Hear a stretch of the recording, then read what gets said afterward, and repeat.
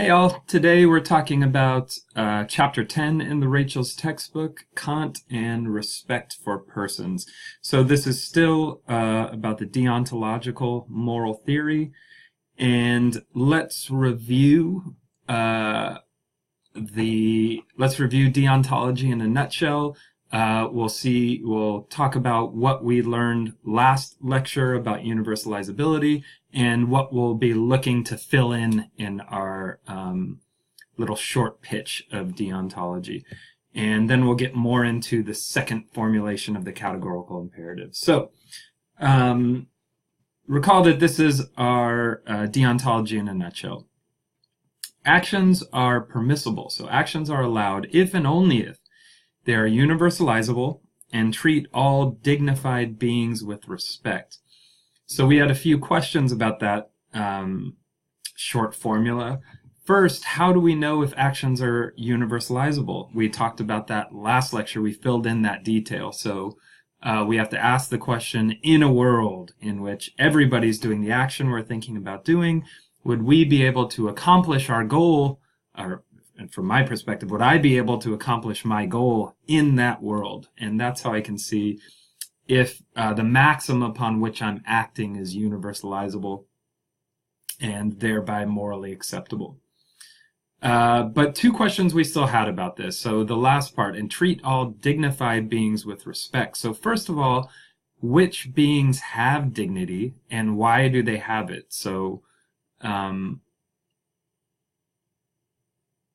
that's something we're going to have to answer. Also, what does treating a being with respect entail? So what qualifies as respectful treatment? What qualifies as disrespectful treatment? So which beings do we have to treat with respect? Why do we have to treat them with respect? And what does it mean to treat them with respect? These questions we'll try to answer today. All right, so to get to some answers right off the bat, Kant's core ideas here, he believes that human beings as rational, autonomous agents have what he calls an intrinsic worth and dignity that makes them valuable above all price. So he mentions that human beings are irreplaceable, that if you break somebody's toaster, you can replace it with another toaster. But if you kill somebody's kid, you can't just replace it with another. It's irreplaceable, right? So we have, we're irreplaceable, literally priceless in Kant's formulation. The source of all value. So we are the things for Kant that are intrinsically valuable, our rationality, our autonomy. We'll define those in a little bit. And anything that is valuable because it's valuable to us. And finally, and interestingly, Kant thinks that we're the only beings that can act morally. Other beings may do things that have good consequences, but recall, for Kant, acting morally means being motivated by the right sort of maxim, right? So we'll fill in all of this. This is just a first pass. But one thing we've already noted, which beings are dignified? Human beings, specifically those human beings that are rational and autonomous. So when we define rationality and autonomy, we'll circle back to this and talk about a little bit more about how our dignity connects to these features. So now let's jump into the second formulation of the categorical imperative. So the second principle of deontology, the one that's offered in chapter 10. So the second formulation goes like this. Act so that you treat humanity. Recall, the humanity here, the thing that dignifies human beings are the rationality and autonomy. So act so that you treat rational and autonomous beings, whether in your own person or that of another, always as an end and never as a means only. So this is sometimes called the humanity formulation of the categorical imperative. Let's talk about what it means to treat somebody as an end versus treating them as a means only. So treating somebody as a means only means treating somebody as if they were just a tool for you to use to accomplish whatever goal you might have.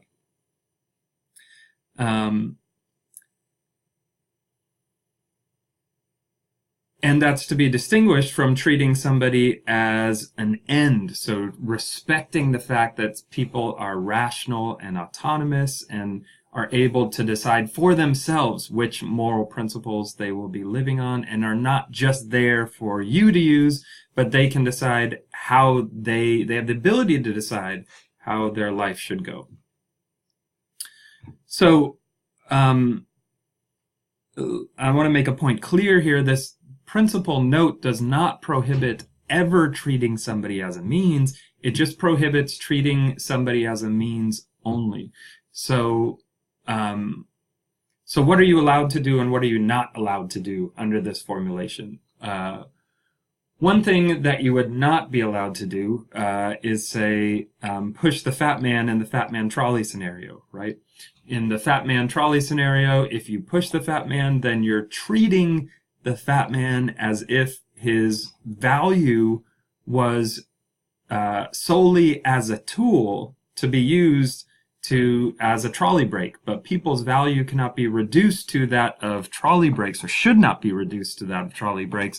You'd be using him just as a mere means to stop the trolley to save the other 5 people, not respecting the fact that he's rational and autonomous and has the ability to make a decision for himself what he should or should not be used for.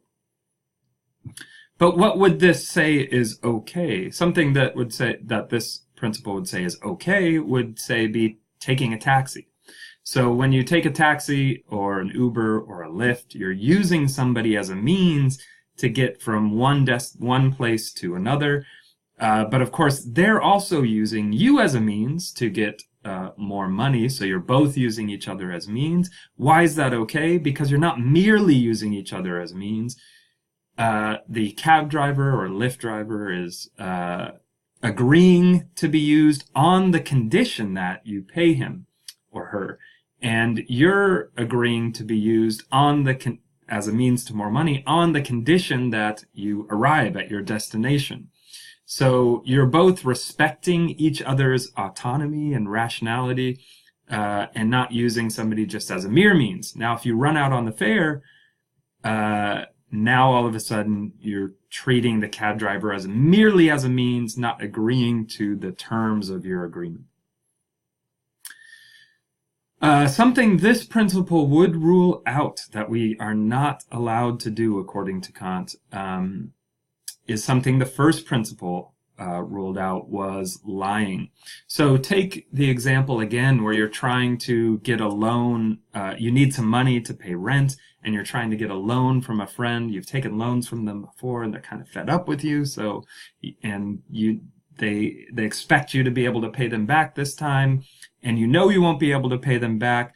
So you consider lying to them, saying that you'll be able to pay them back.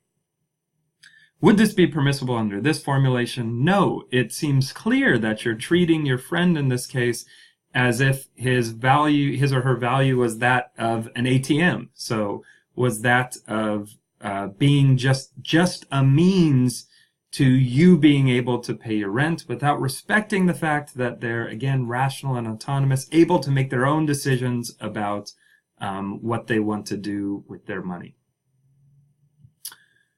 All right, so now let's get to defining these terms that we've been using over and over again. So the principle of humanity demands that we respect other people just in virtue of the fact that they are rational, autonomous creatures.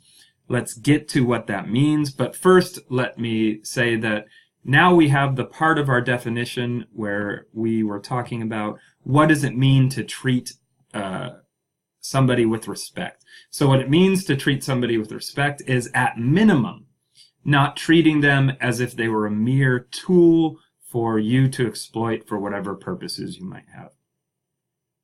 So now let's get back to this. We talked about which beings have dignity, those beings that are rational autonomous. Why do they have it? Because they're rational and autonomous. Now let's talk about what rationality and autonomy are.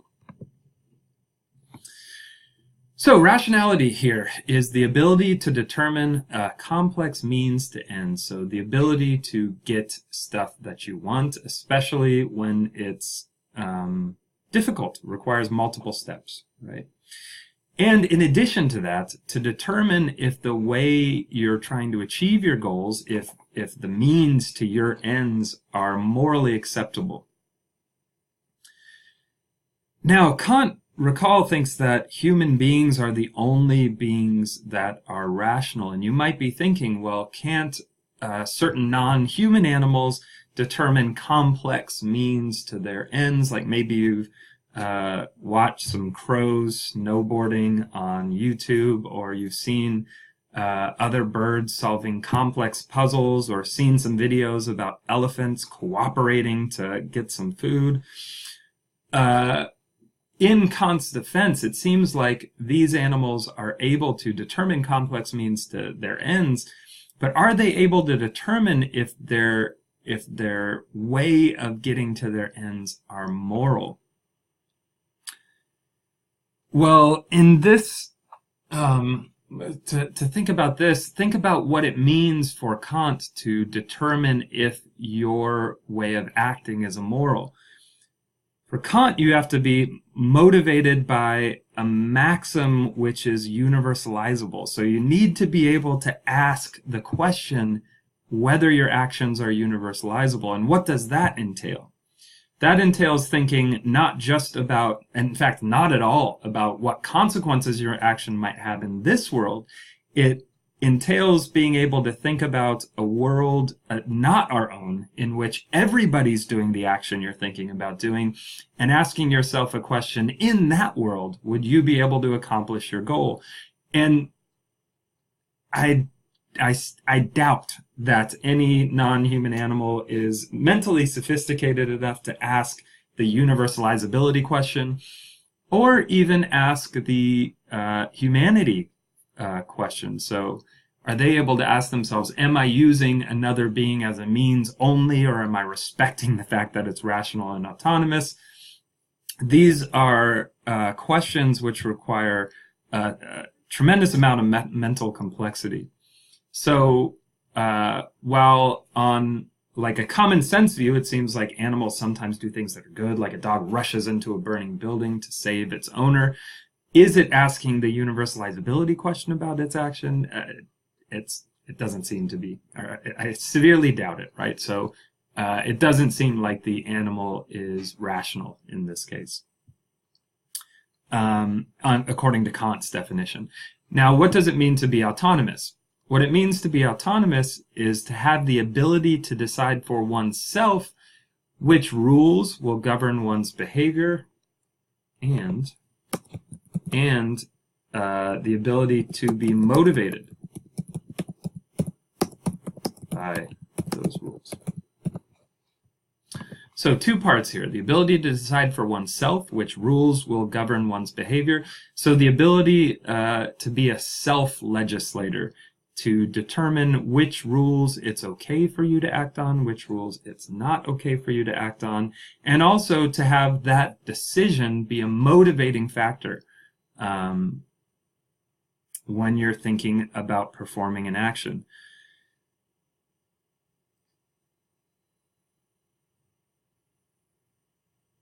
Yeah, so let me give an example here. So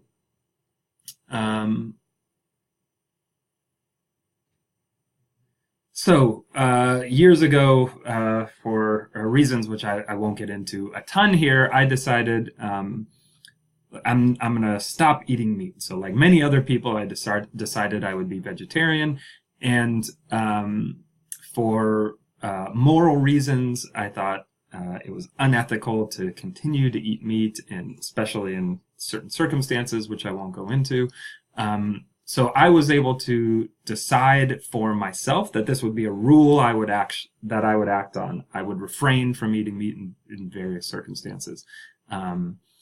And I was able to, and not only was I able to decide that that would be a rule for me, but that I was able to allow that to motivate me. So when I was faced with temptation of some delicious hamburger, which I have to admit they're delicious, I would be able to guide my behavior by my moral principle that I had decided for myself. So this is to show that, at least in one instance, I demonstrated my autonomy. And I'm sure you have examples too, where you decided a moral rule for yourself upon which you would act, or some behavior upon which, some behavior which you would not exhibit, and make that rule for yourself. And Kant believes that we are the only beings that he knows that we've come across that are able to do this, to make rules for ourselves, to act based on those moral rules, and to determine if our rules are morally acceptable. All right, so let's talk about some cool features of the principle of humanity and autonomy and rationality, why these things seem morally important. Let's show why Kant and other deontologists seem to be onto something here. So first, recall one of the problems with the principle of universalizability was that guy who was thinking about shooting somebody to keep his lawn nice.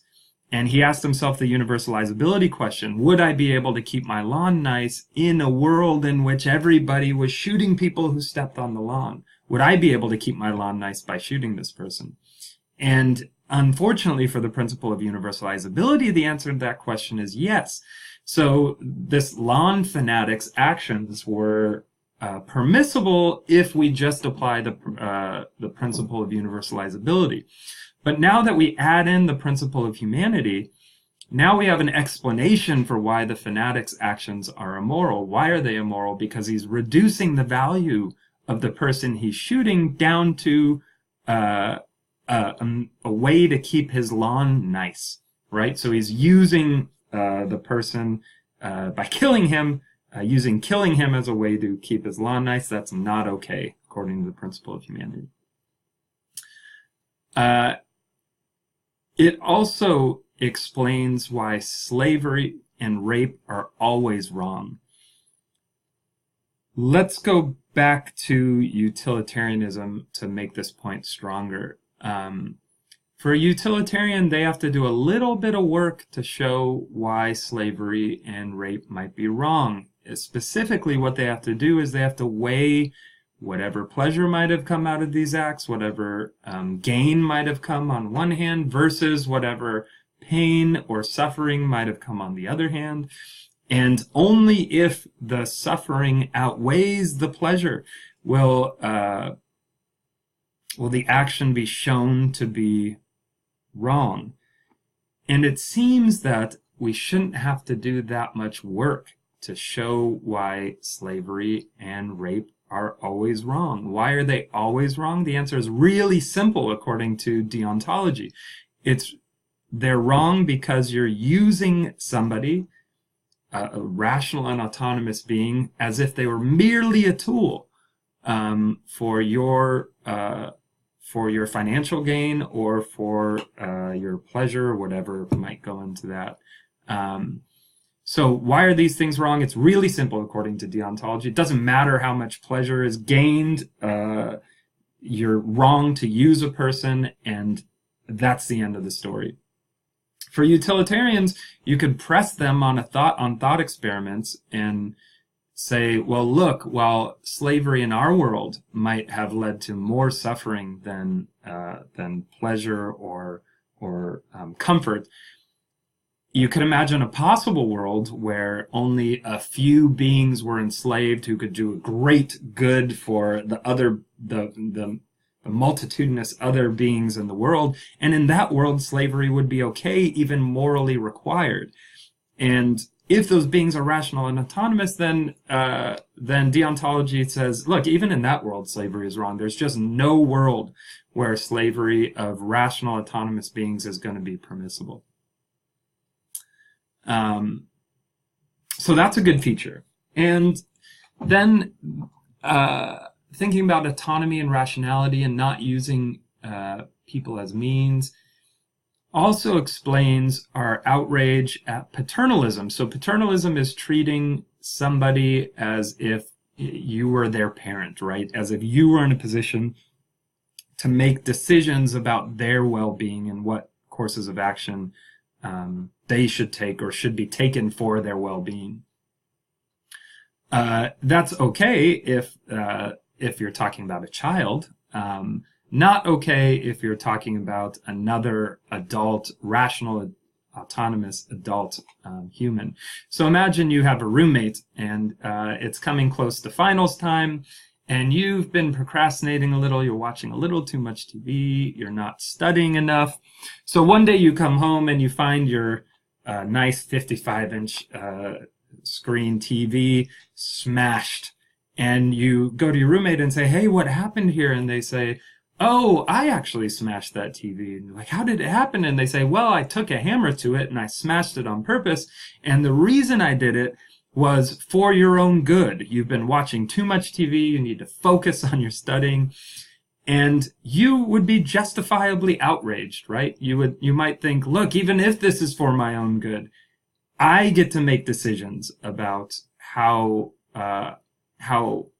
I will reach my ends. You don't get to impose them on me, and that's wrong, even if it turns out that them smashing the TV was good for you. So the talking about autonomy and rationality explains our outrage at paternalism.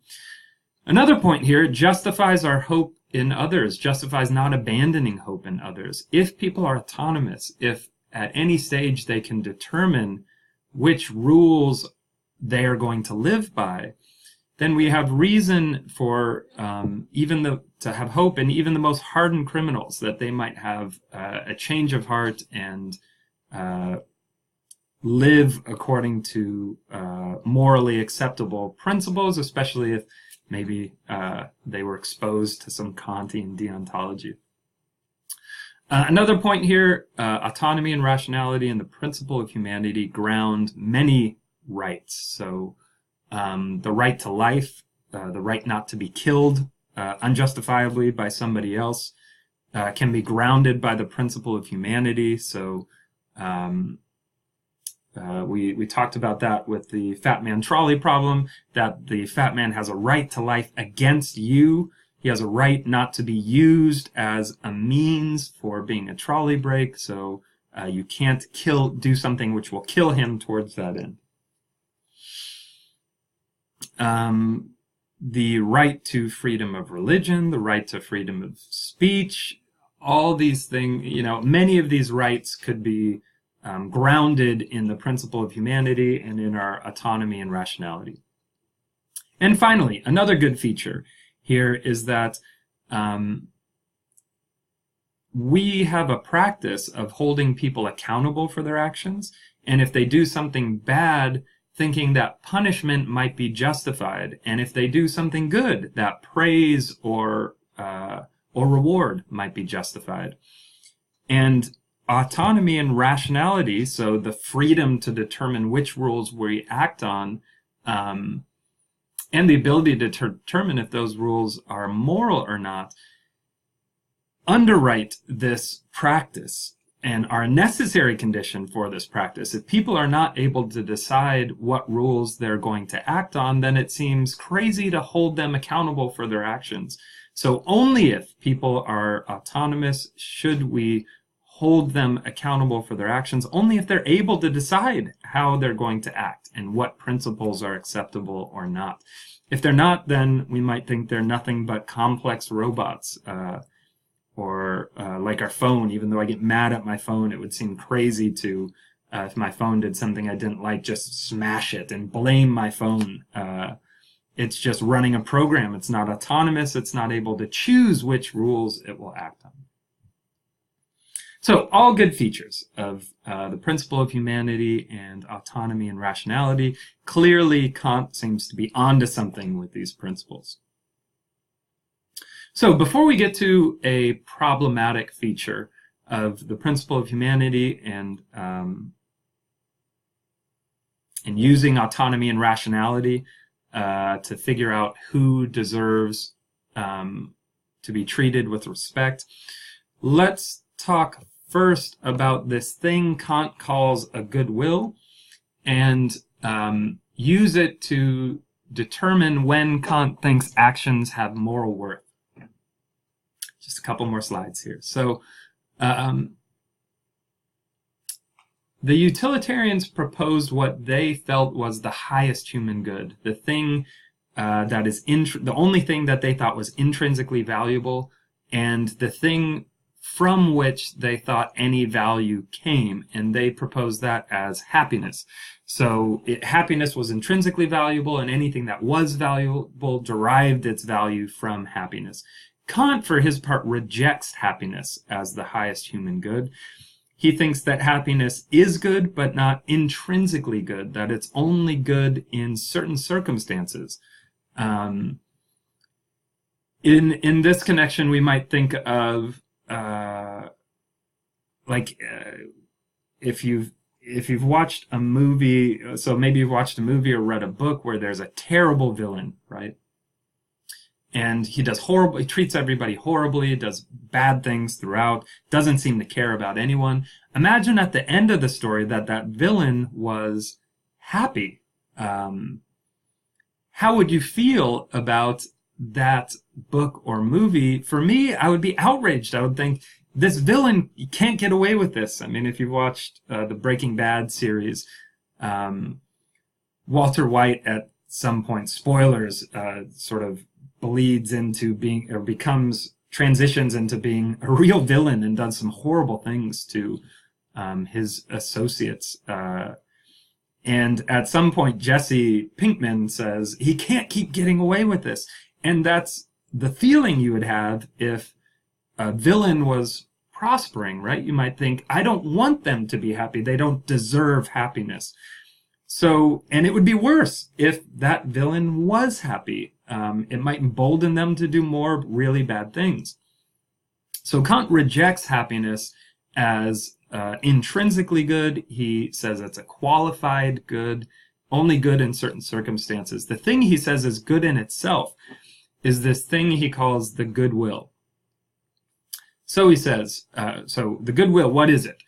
It's two things. It's the ability to reliably know what your duty is, and the steady commitment to doing your duty for its own sake. So how do you know what your duty, what your obligations are? You again know from talking about the categorical imperative. So you ask yourself, are my maxims universalizable? Are the maxims on which I'm acting universalizable? And am I treating all dignified beings with respect? And that is required of you. That's what your obligations are. Regardless of what you might want, that Kant says your reason tells you that those are your obligations. So knowing, reliably knowing, and Kant thinks with those tests, we can reliably know what our obligations are. And then we need to bring our will in line with those obligations. So be committed to doing our duty just for its own sake. So you might hear somebody say, I did the right thing just because it was the right thing to do. Like I did action X just because it was the right thing to do. Not because I wanted to do it, not because it would benefit me somewhere down the road or lead to good consequences, but just because it was my moral obligation to do it. That would be, for Kant, the paradigmatic, the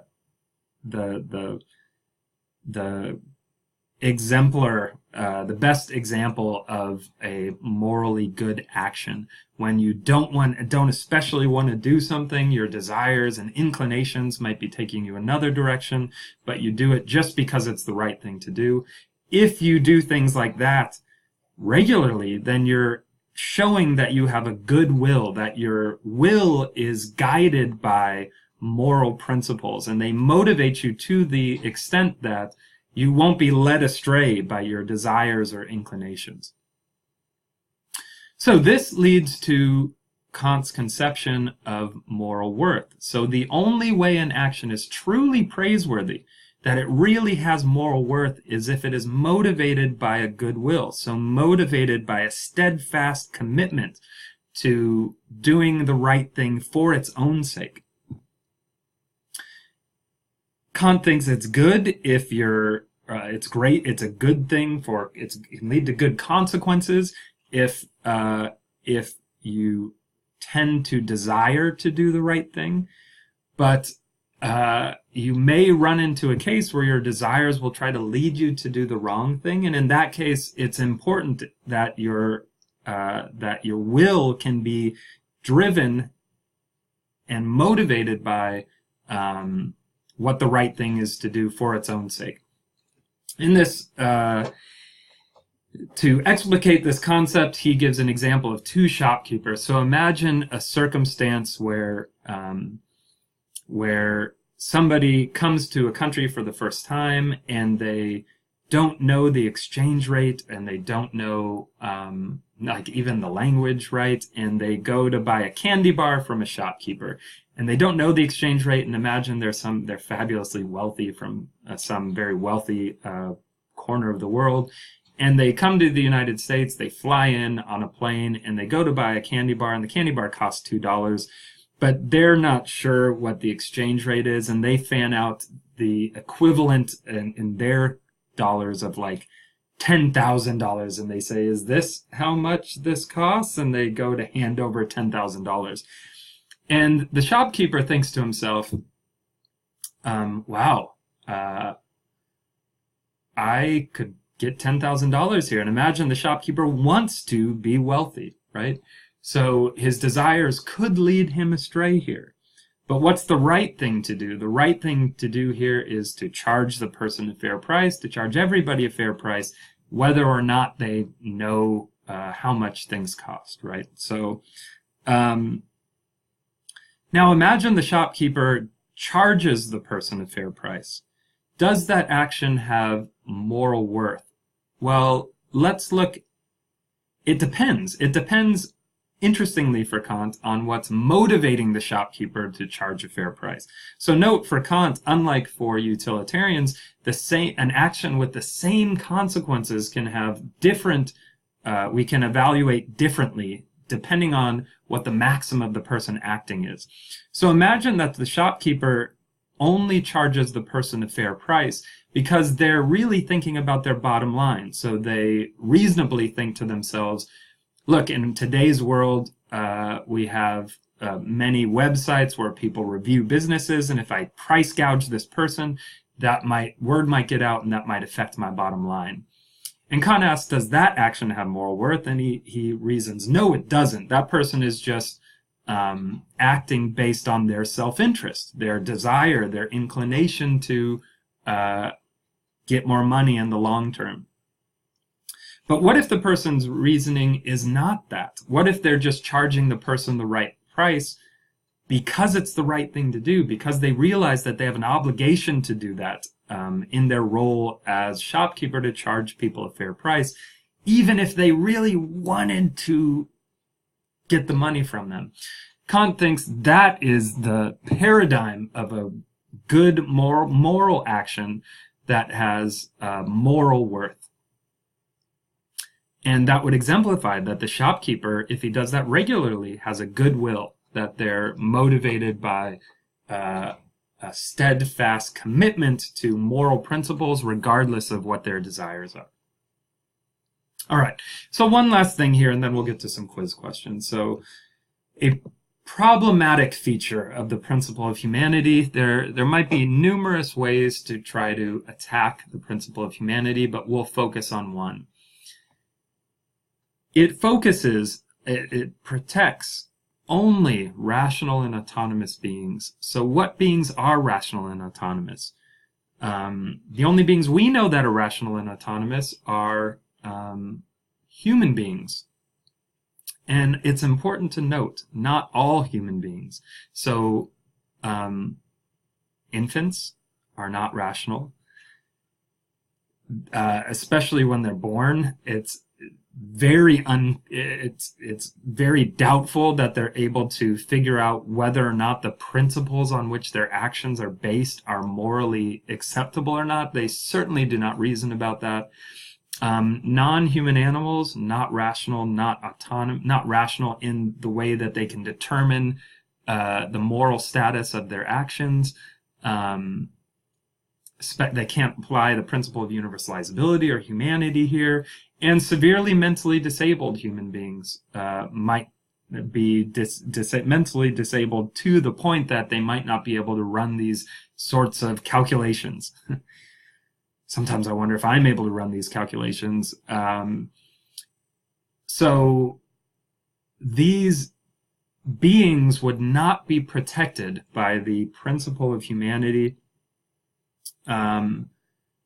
So according to the principle of humanity, we could use these beings for any purpose whatsoever. The principle of humanity only prohibits using beings as mere means when they're rational and autonomous and can choose for themselves how they should be used. But these beings can't choose for themselves how it's permissible to use them. So we can use them however we see fit. So if we felt like torturing them, then that would be morally permissible. There's nothing in the principle of humanity that prohibits this. Compare this to utilitarianism, where anything that could feel pleasure or pain, we should not cause them pain if unless that would be outweighed by the pleasure that causing them pain would cause. But any being that could feel pleasure and pain was offered some protections from the morality of utilitarianism. Those low-level mental capacities, the ability to feel pleasure and pain, won't qualify somebody for moral worth, for being part of the moral community, for moral consideration on the Kantian system. And that's problematic. I mean, one good feature of this would be, hey, utilitarians made me feel guilty about eating bacon, because I'd have to think about the pain and deprivation it was causing the pig, and the pleasure that it was causing me. And if I'm honest about it, as delicious as bacon is, the pleasure that I get out of it probably doesn't outweigh that of the pigs in the process of producing the bacon. And here you might have thought, well, now rationality and autonomy are the qualities that lead to human dignity, the qualities that elevate us above the rest of the rest of the beings in this world. So I can use them. I can use them for my pleasure. I can allow them to suffer. I don't even need to consider it, and I can eat my delicious bacon.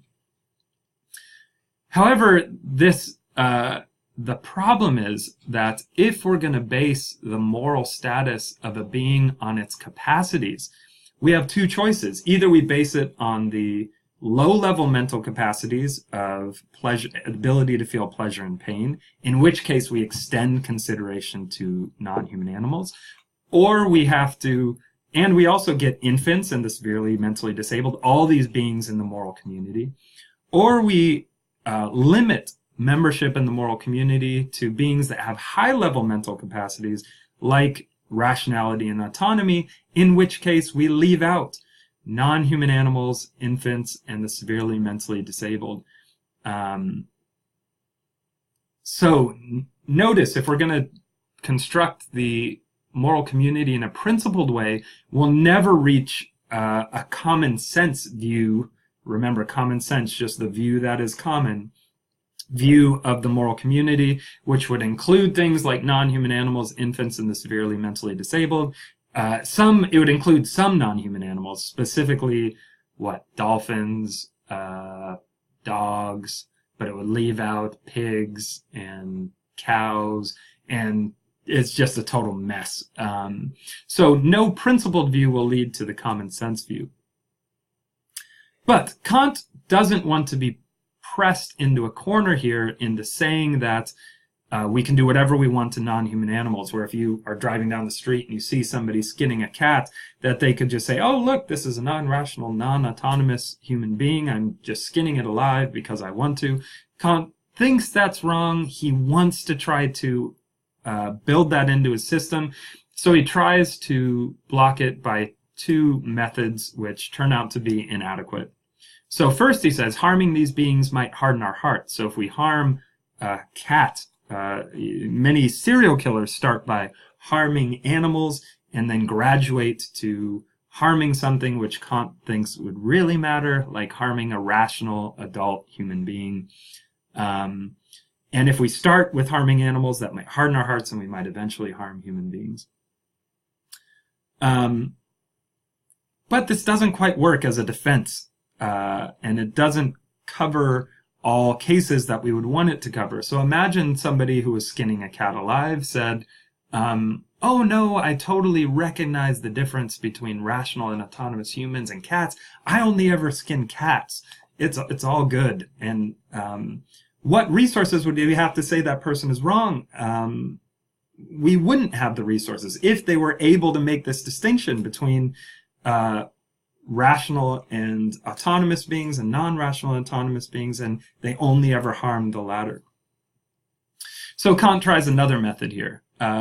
Some of the beings, some of the non-human animals, infants and the severely mentally disabled, might be protected by the property rights of rational and autonomous beings. So if you are skinning somebody's cat, why would that be wrong? Well, you wouldn't be directly harming the cat because it's rational and autonomous. You can do whatever you want to them. But you might be violating the property rights of the cat's owner, right? So you might be wronging them. Now, why doesn't this work as a defense? This doesn't work as a defense. First of all, it wouldn't provide pets with protections from their owners. So somebody could say, oh, I got this cat. I bought it. Now I own it. And I'm not violating my own property rights if I skin it alive, so I can continue skinning cats alive, right? Then that doesn't seem right. Also, some of those beings might not have owners. I mean, imagine an infant is just crawling down the street, abandoned by its parents. What would the principle of humanity, even with Kant's fixes, allow us to do? Whatever we wanted to the baby, and that doesn't seem right. Wild animals would have no moral protections according to this theory, and that even to common sense, some wild animals seem like they deserve some protection. So that doesn't seem right.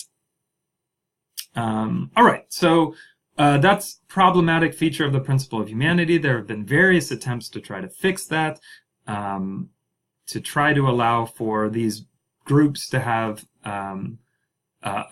play a part and be a part of the moral community.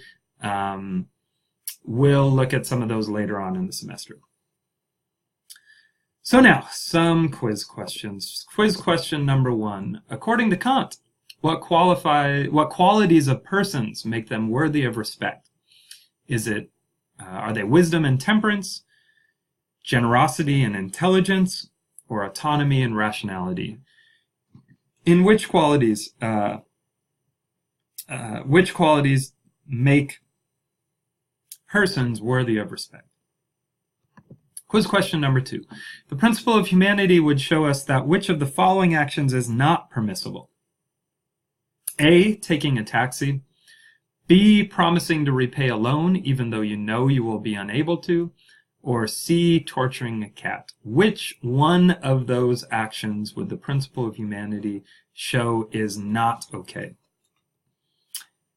And finally, according to the principle of humanity, what is the moral status of non-human animals, infants, and non-rational humans? Is it that they have no moral status?